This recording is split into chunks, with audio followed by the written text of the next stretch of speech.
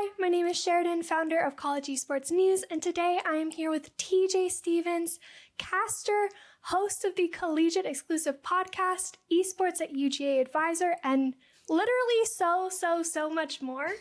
And we are here to talk to you about the recent Collegiate Esports Commissioners Cup request for submission for student workforce. For those of you that don't know, CECC touts themselves as the largest event in college esports, and it is run by Collegiate Sports Management Group, or CSMG.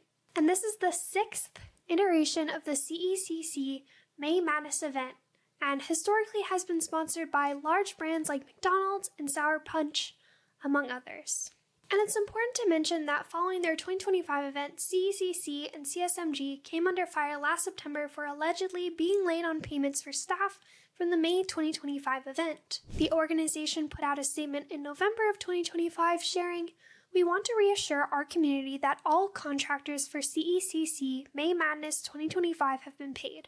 Each season, CECC employs nearly 100 contractors, many of whom are students getting meaningful experience in broadcast, production, operations, and event management." And that's kind of a full circle moment here, as CECC is now looking for official student workforce partners for their upcoming May Madness event. And they are inviting universities to bid for the opportunity to send supervised crews of students to fill essential event operations, tournament operations, media, broadcast, technical, and production roles during CECC 2026. And to be fair to CECC, it does state on page 6 of the RFS, quote, "Schools are not required to cover all roles, but must clearly identify which groups and positions they are proposing to staff and their rates." Many have pointed out a lack of transparency around potential compensation, as it seems like it would be on the university to pay for travel, lodging, or any potential wages for student workers. And the fact that CSMG has not come out to address, confirm, or even deny that point is really important to point out.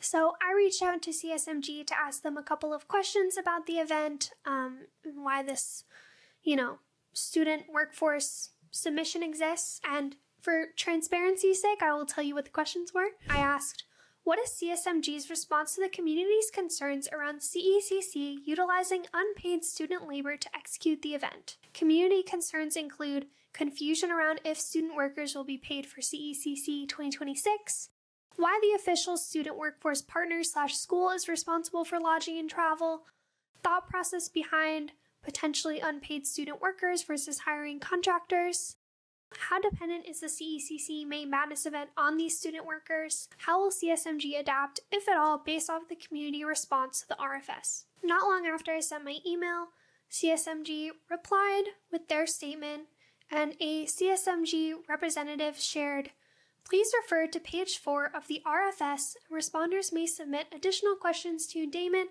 Tony Ann, and Angela by February 13th. And let me just preface this as well. Before we dive into my questions for TJ, we are not here to be outright bashing CSMG or CECC. I wanted to put that forward. Even TJ himself mentioned in his tweet that he'd go to bat for this event. And I think this situation as a whole is just a great jumping point for discussions around student workers versus contractors. There are really important discussions to be had here. So I just wanted to issue that disclaimer before anyone comes for us. But TJ, once again, thank you so much for joining us. Of course. You've served in that role as student worker and even as an event organizer through the DreamHack Collegiate Invitational. When you saw this announcement from CECC, what did you think about this student workforce partnership situation?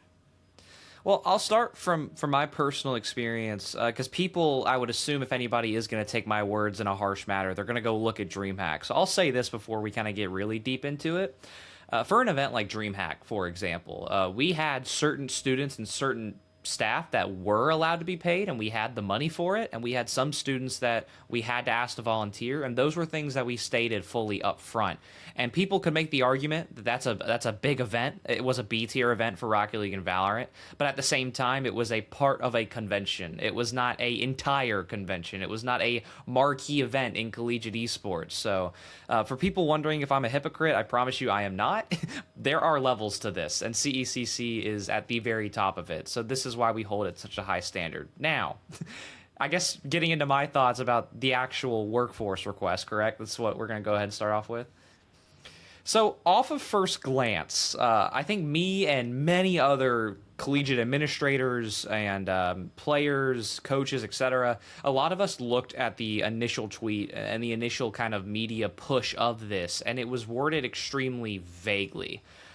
In terms of specifics, all that the tweet originally says is CECC May Madness 2026 is now accepting student workforce submissions. We are seeking to empower students to obtain on-site work experience for roles such as broadcast, media, tournament ops, and more. And then that's it. And then you actually have to go through and read the actual RFP, which is what I'm probably going to spend the majority of my time talking about. And this is kind of where me and everyone started to have issues, because a lot of this is what we already know. A lot of this is CECC is great. It is this huge event. It's going down in Waco. It's been in Atlanta. It has been in my town before. My first ever CECC and one of my first ever esports events as a spectator was going to CECC 2022. With that, things got really confusing as you kind of devolve into the structure of the event. We know that there's going to be over 90 collegiate teams. They specify 92. We know there's going to be almost 100 teams competing. With the way that they do their Smash tournaments with the I'm forgetting the name of the structure, the crew battle structure. So those are big teams. Not to mention all the 5 and 6 player shooters, Rocket League, 3-person teams, but huge brackets. Like, this is the tournament. So with all of that, again, stating that CECC is huge, and then you get down to the part where they start to discuss the actual roles that they are allowing schools to bid for. And one thing that I want to clarify while you have me, Sheridan, is that CECC has not stated, and I've heard conversations behind some closed doors as well, this is not CECC saying that they need somebody in all of these roles. They have people who are going to fill some of these roles, I would imagine, because they listed basically every single role that the tournament's going to need. Granted, me and you both are familiar with Tony and what she does as a TO. I would imagine she's probably going to be TOing the majority of the event again. So that's a really easy example because she's a legend. I want to give her flowers. So like some of those positions, maybe it's going to be miscellaneous students who need to fill that. That's not what I'm worried about. It's more so, and what my tweet stemmed from, was the production and the on-air talent that CECC is going to try and provide. I have put my hat, or my name, in the ring. I've done that for the last 2-3 years now, as I've kind of gotten to be more prominent as a broadcaster. And I have not been fortunate enough to get the spot. I've watched many colleagues represent collegiate esports beautifully. Shout out to Molly, who represented Overwatch, Rocket League, and a few others last year. And this year, there's been no sort of kind of information, and even from my friends who I've talked to who were casters over the last few years, nothing that I've heard update-wise from them, nothing that I've heard regarding any confirmed talent at all, and really nothing that I've heard about producers, technical directors, not to mention then the camera engineers, graphics, etc., etc., etc., etc., right? Keep in mind, this event is happening in, let me triple check my dates, it's May 1st through 3rd. And that means we are quickly approaching on the month of May. And for the student workforce request to come this late in the event cycle, you know, as a pro event organizer in the space, I'm going to call myself that for the sake of this. I hate timelines like this. I personally love to have at least 6 months before a marquee event like DreamHack, for example. So it's a lot, very broad, and it's very, very soon before we get to that day. So those were a lot of our knee-jerk reactions, and then what really summed it all up together was the fact that there's no mention of pay. And that's where everybody got upset. There is no mention of compensation. Even when it gets to the points about travel, there is no such thing as stipends that are mentioned. Granted, Tony did make a statement in the CECC Discord that they're going to try and help out some of the teams with travel stipends. That's a great step, don't get me wrong. But for the staff who are going to be pulling quadruple the shifts that the players are going to be pulling, it's unacceptable, and that's a very nice way of putting it. But for the sake of this interview, I don't want to bash like you mentioned. So those are all the red flags. No, absolutely. And to your point about the DreamHack Collegiate Invitational, I think there's an understanding there that you are putting this on as a labor of love. This is a passion that you want to bring collegiate to one of the largest conventions that happens globally, versus this, which is a large company that has, some of their previous CECCs have been sponsored by McDonald's, Sour Punch, among other sponsors. So I think that's a big reason why some of the community was like, hey, what's going on here? Do you think in part this is, and you don't have to answer this question if you feel uncomfortable, do you think this is in part because CSMG or CECC is trying to, push off that cost to someone else? It's very expensive to run these types of events. We all know that. Do you think that this is CECC, CSMG trying to push that cost off onto the student workforce partners? Well, first off, I'm glad that you're asking somebody and asking anyone the tough questions, because somebody has got to talk about it. Someone's got to at least start the conversation. Now, in terms of something like, are they trying to push the cost on? I don't think that it's wrong to say that, but also I don't think they're doing it out of ill will for collegiate esports. And me defending CSMG is a stance that I'm not trying to take, by the way. I'm trying to kind of start in the middle and go from there. So what I will say is, yes, this event is extremely expensive to put on. Funny enough, last year, I was supposed to come and help be a tournament organizer for Rocket League at CECC, and I haven't talked about this experience extremely publicly because I was on the roster, and then a sponsor or something happened behind the scenes to where money got cut, and so that meant that my position got cut, and I was actually supposed to have part of my travel funded and all that.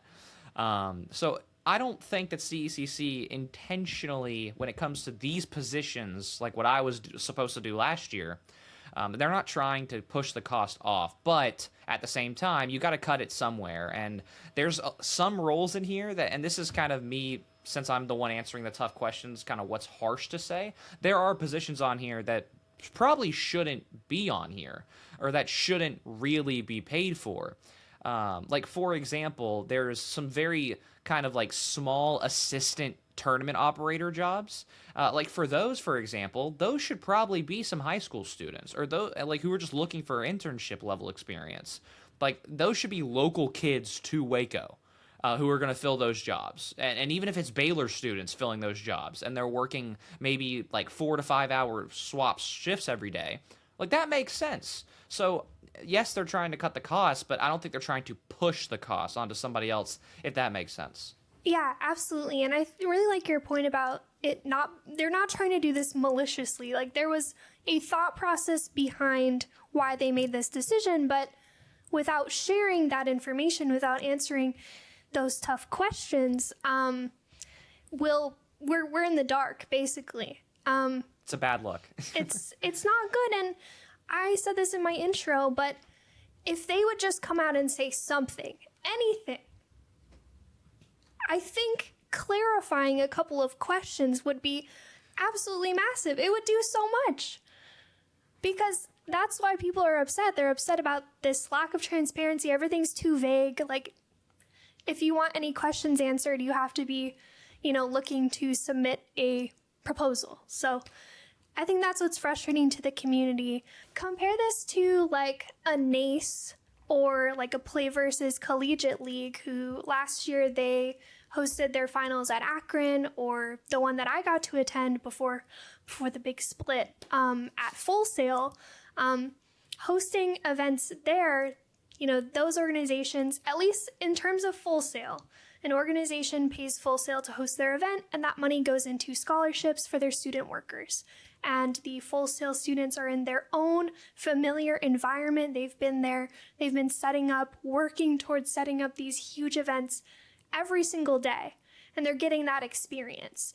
I personally, this is in my opinion, feel that situation is very different to what we're seeing in this CECC student worker proposal. Can you talk about maybe your thoughts on this and how you think that kind of differs, and if you think the campus approach is a better way of doing things, or is it just another version of the same thing? Well, I'm glad you bring it up because it's really an option, and obviously, like I'm gonna kind of harp on Sari in the most positive words that I can, because Sari is incredible as a leader and what she's done at Full Sail. And I think what's also important in that example is Full Sail is almost set up to be an academy for production students, for broadcasters. I think it's, in terms of esports and traditional sports, it's a top level place to go and hone your skills. I wish I could work with Sari every day of the week. I'm sure I'd be a professional tomorrow. So that right there is not only big credit to what, like, for example, like EA works with the Full Sail, works with the Full Sail University. Like, they run their Madden tournaments in their studio, and for good reason, because they put on a dang good show, and they've got a beautiful space, and there is a lot of students who are on scholarship, which, as a student who was on scholarship last semester, it's not payment, but it is at the same time. If you can get your education covered at all, that counts as compensation for your work. And I can only imagine, I don't know what the scholarship packages are at Full Sail. I wish that I got the chance to go there. But I can imagine that they're probably being compensated very fairly, knowing Sari and how well those students do their jobs. It seems like that they love their jobs. And that right there is the model that I think a lot of these programs should be tacking on. I'll throw another example just for the sake of conversation. Joey and Syracuse. Shout out to Nikita and Sean, who run a really great program with Joey over there. And what they do that's so special is Syracuse is the best broadcasting school, the best sports broadcasting school in the nation. In terms of how many professional sports broadcasters they produce, it's not even close between what Syracuse does in the world of broadcasting and then every other school, or however else athletes may transition into becoming casters like I am for Rocket League or something like that. There's very minimal cases where that works out. But my point of bringing that up is that Syracuse takes their students with them to work events that they host. Like, my favorite college event, most of the time it's the biggest event of the year, is Boost on the Beach, which is held every single spring. This March is going to be my third year working the event. And what I love that they do, and this is what CECC should do, which is why I'm segueing to that, I promise. They bring Syracuse students and their own staff to handle roles like production, to handle roles like tournament organization, to handle anything in between to help the players and the coaches feel settled. And then what do? They bring in people like me, they bring in people like Bepic, they bring in people like Bearlight, they bring in people like Tiny Shiny to come and be those professional faces, even though, like, for example, me and Tiny Shiny, we're students. Like, I'm still an undergraduate student. But I am viewed as a professional with people like Bepic, with people like Bearlight. Even Nikita hopped on stage one of the years. So with that, Syracuse does what most groups should be doing, is that if you don't feel absurdly confident that your staff or your students are professional broadcasters, you should default to going and getting talent. Now, granted, is there ranges to how much talent costs? Absolutely. Like, Danger Taco and Bass are an incredible duo. They're the best duo in Collegiate Rocket League, other than me and Bepic. Bias there. But they deserve what they've earned because they get paid to go to all these events. Like, they've been the CECC Rocket League duo. You pay them because they do an incredible job. You don't put students in that role unless you feel like that they're up to the par, up to the level. Which there's very few of us who are active students who are also broadcasters right now. I only know a select few across other games. So with that, Full Sail and Syracuse have put on a really good example as to what programs like CECC should do. And you have a lot of programs to pull from in the Texas area. And you don't even need to hire students from outside of the states or bring in other schools. Like, if they can pay for it and Syracuse and Full Sail can bring their staff to this event, that's great. But you have Baylor, a huge private school, and also a brand new esports or varsity esports program who is ran by Adam Stanley, which is probably a top 3 director in the entire space. I love Adam to death. Then you have Texas Dallas. Josh, their director, really great dude. Does a really good job. Not to mention they have one of the best labs in the nation, and they have some really talented people like Awais, who runs Octane Apex. Like, they have talent, they have TOs, they have people who have the experience to fill these spots. So my big ask in my tweet to CECC, getting back to your original question, is at least find the students in state who have the experience, who have the talent, and if you can't do that, then just bring on, and if you're going to pay people from out of state, bring on the casters, bring on the producers, everything that is outwards facing to the public. That's where my first priority is. Because for me, as somebody who runs, like you mentioned, an event that's kind of labor for love in DreamHack, every single time that a major event goes wrong, that's stigma that I have to fight. I mean, 2.5 years ago, I was on a TED stage talking about the stigma around esports. And has it gotten better? Has it gotten worse? I don't know yet. I can't tell because of events like this who leave so many question marks. And like you mentioned, they had Sour Patch, they had McDonald's, they have all these crazy sponsors. And if you lose them and they won't even buy into the biggest event of the year, what's left for us? So that's where my priorities lie, and also those 2 great schools to kind of take examples from, or just use their students if you can make that happen. Yeah, absolutely. And even in 2024, Riot decided to make the same, or at least a similar pivot towards hosting their finals at Boise, and last year at North Carolina State, I believe. Sorry if I got that wrong. That's correct, I believe. But like bringing it to the students there and letting them put on a good show and show off their facilities as well, that's a bonus. Like you mentioned, UT Dallas, $18 million facility. Roll clip. Just kidding. We're not going to roll a clip.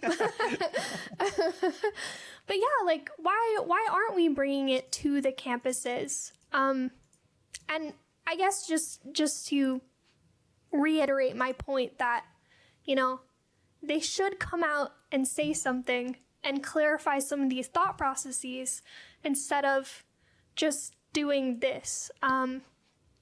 And so this whole situation kind of brings up a larger question of volunteering in collegiate esports. When is it okay? When isn't it okay?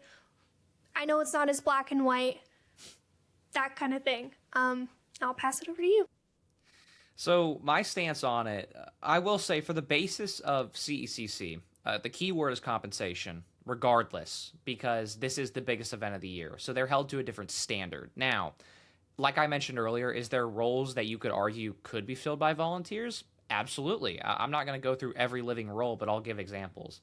So for me personally, if you are a high school student that is maybe, let's go with a 30 to an hour long drive away from the venue, and if you want this experience, like if you're currently being recruited maybe by a Texas Dallas, maybe by a Baylor, and you want this experience, then go for it, especially if you are a high school student and you can get this hands-on experience in production or the event operations category or the media team or the on-air talent.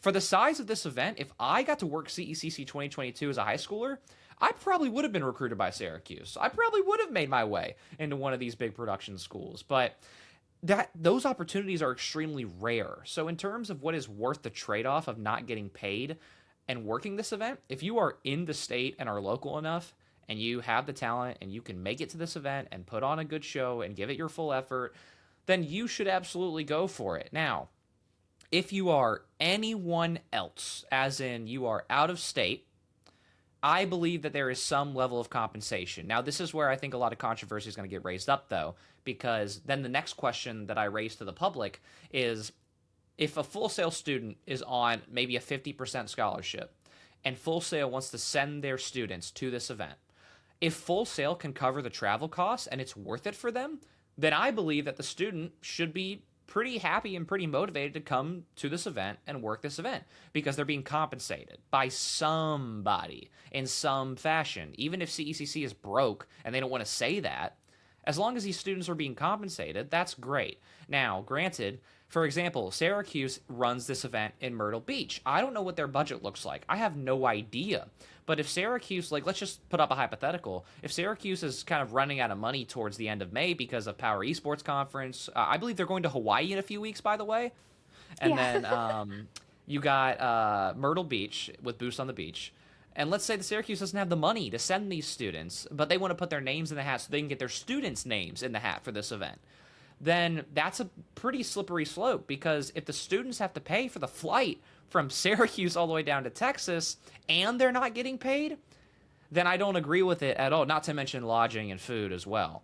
Like, there's got to be certain aspects that are covered. And, like, again, I'll bring up what my personal statement was publicly. I said, if anybody from the CECC team wants to cover my flight and my hotel, or at least maybe the flight, I'd be willing to be a volunteer, just because I'm in a space where I'm currently in a transition period from esports to traditional sports. So I'm taking all the experience I can get for an event of this size. That's an example of how the magnitude plays into this, in my opinion. But again, locationally and ease of access to travel to Waco, there's levels to it, and that's my personal thoughts. Yeah, no, absolutely. And especially when you consider an event of this size, there's opportunities to be had, but also if you're a student and you're looking for these volunteer opportunities, like, don't let yourself be taken advantage of. Read everything. Contracts are your best friend. Compensation, yes. Your time is valuable. I feel like since you made a disclaimer early on, I should also make a disclaimer that I do run a volunteer organization where we are all putting in all of our passion and love for college esports into spreading the news and the storytelling and all that good stuff. I pay as many people as I can. My goal, or my saying, I guess, is if we get paid, you get paid. So anything that we get paid for, like if we have sponsors for torchbearers, like those are all paid roles, or we make money off of our website. Not a lot, to be fair. It's less, it's fractions of pennies, but because we would, in theory, be making money off of that. Those are paid roles with opportunities for people who just want to come in and learn, and they have the opportunity to graduate up to that paid level if they so choose. That's my acknowledgement. Please don't come for me. Well, I mean, even me and the DreamHack Collegiate team, we've paid some of your people before as a pure student-ran event. So I just gonna throw that in there. Yeah, no, absolutely. And we, our organizations are much smaller labors of love versus absolutely a company that has put on a couple of these in the past. Okay, so speaking about your thread on Twitter, you talked about the caster host perspective, stating that at the bare minimum, your talent and production needs to be paid, plus professional staff, or else CECC is really going to fall off, in my opinion. You can teach tournament organization and physical labor, but broadcasting is a whole other world, and it would be a shame to at least not have one paid talent per game. Can you talk more about this angle, especially as, like you said, a student caster? Well, I think it was beautifully worded, first of all, whoever wrote that. No, but jokes aside, what I will say is this comes back to what I was talking about like a question or two ago. Everything that is outward facing is an extreme priority. That is not to say that the internals should not be prioritized. But when it comes, and this is again, like I'm answering the hard questions, I guess. When it comes to the amount of funding and support you put in a tournament organization or a tournament operator position versus a caster and a producer position, it is night and day. Like, your setup team can be anybody with the physical capability to lift the boxes or to set up the PCs or to set up the monitors or to carry stuff around the stage. Like, those are jobs that are very, very broad, and also as long as you can handle it, then you should go, and you don't have to kind of be a representative every living minute at that event.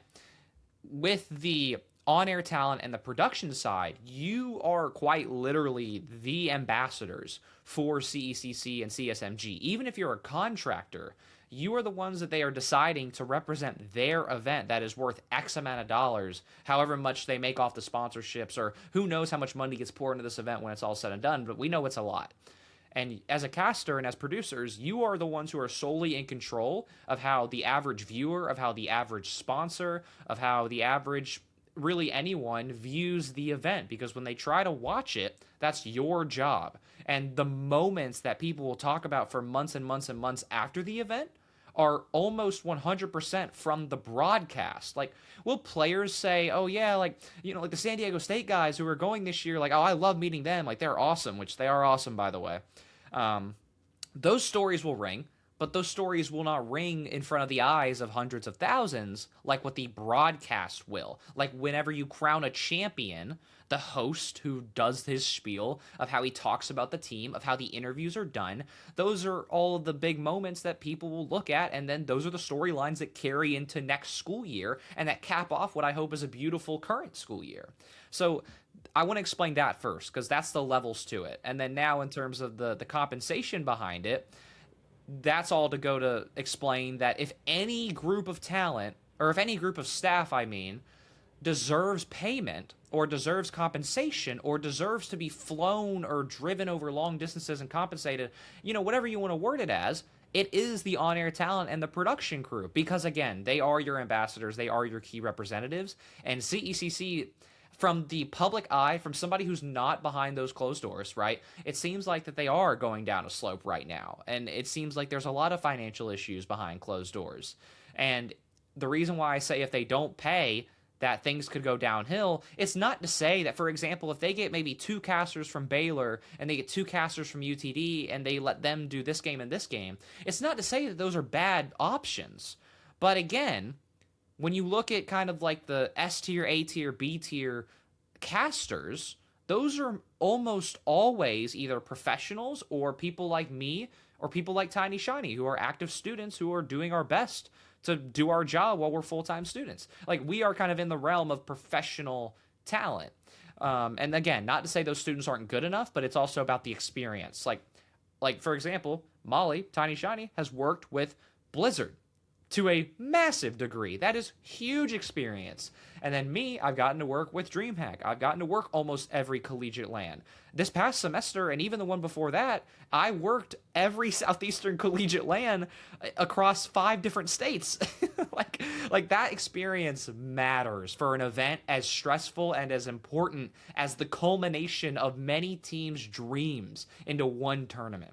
So that's why my tweet was worded in the way that it was, and that's where my priorities lay. But all these positions, they deserve compensation, but there's priorities in my opinion.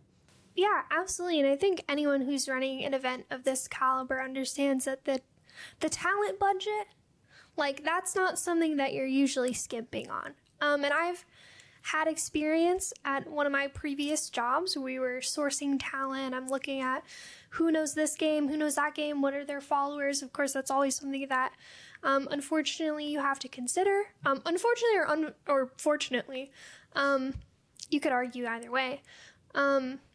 So I've had that experience of like trying to source that talent, trying to figure out who's going to bring the hype, who's going to bring some of their audience, who's going to, you know, really set the stage for what you're trying to do. And it's not a skill that everyone has. That's for sure. And then I have one last question for you as we wrap up our time here today. What do you think is the path forward? What should CECC or CSMG do? Let's either fully 180 change what they're going to do, or if they can't change what they're going to do, like how should they address this? I think there's a solution that actually could help save CECC, or CSMG, I should say. I believe there's a solution that saves them a lot of money, but that also would get schools more interested in building collegiate esports program. And so here's my idea, and I'll make it quick.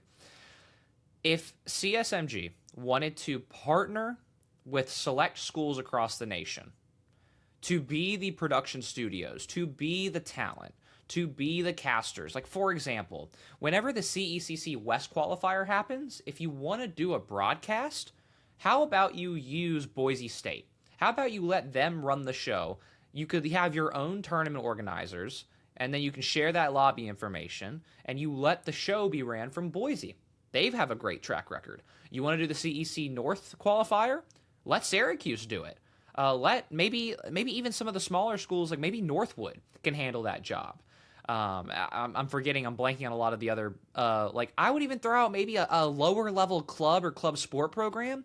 Like maybe even like some of your D1s who are doing really well in collegiate esports, like maybe a James Madison, maybe a SCAD here in Georgia, even a Georgia Tech. UNG's got a top 5 Marvel Rivals team. Like I know in Georgia we got a lot to offer, but not a lot of scholarship to go around. Kennesaw State does a great job too. Like let us run your South qualifiers. Let Winthrop run your South qualifiers. Like there are ways. Oh, well, Full Sail is the obvious answer, but I'm just trying to name off schools.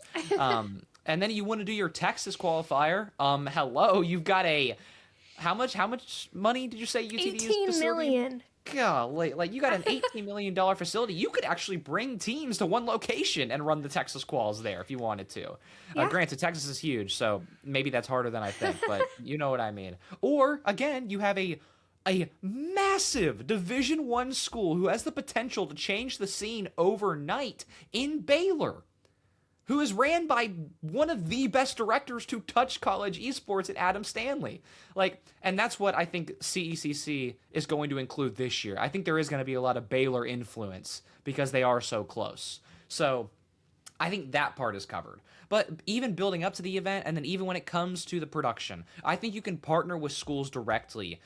And if they can fund the scholarships and the travel fees, you can partner with those schools, let them send their students to you. And then in terms of what's after that, in terms of like who's covering the hotels, like, because I'm assuming, like, let's say Full Sail covers the flights. Who's covering the food? That should probably be CSMG. Who's covering the pay rates? That's